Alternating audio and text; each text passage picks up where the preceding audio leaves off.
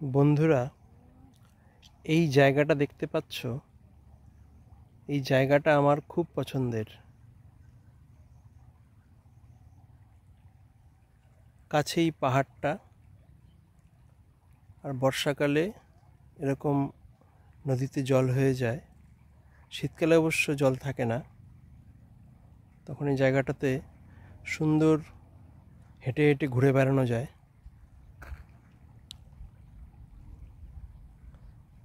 এই জায়গার নাম হচ্ছে পানবাড়ি।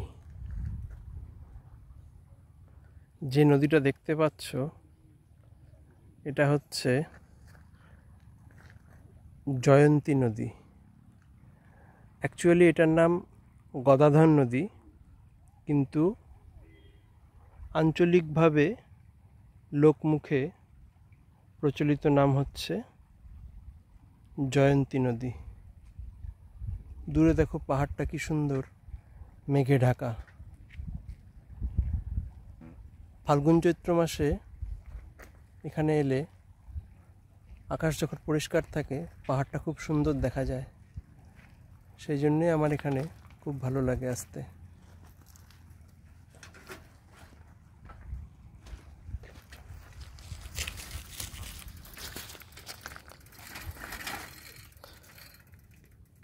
এই দেখো একজন এসছে, এখন নদীটা পার হবে।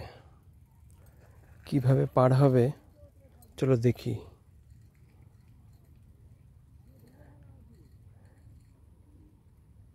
এই দেখো নদীতে নেমে গেল। এবার হেঁটে হেঁটে পার হয়ে যাবে। জল খুব বেশি না, দেখো এক হাঁটুও হচ্ছে না, অনেক কম, আধা হাঁটুরও নিচে। এদিকে আবার একটা বাইক এসছে।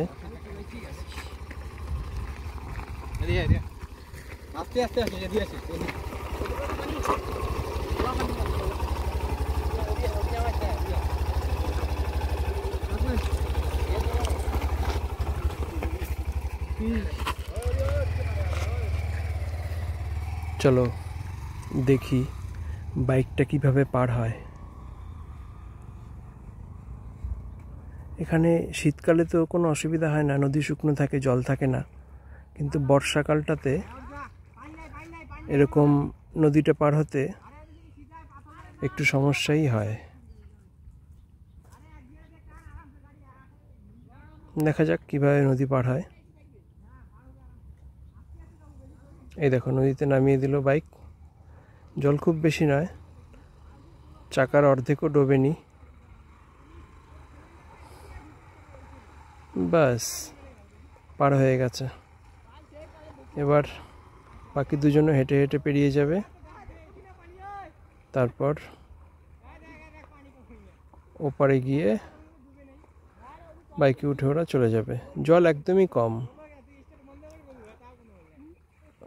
মেইন ভয়টা হচ্ছে এখানে যেহেতু বালি ভর্তি, তো বাইকের চাকা ফেঁসে যেতে পারে।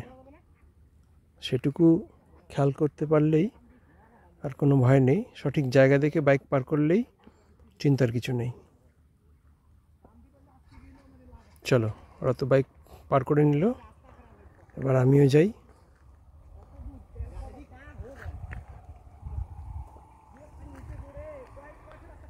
কেমন লাগলো তোমাদের জানিও। টাটা।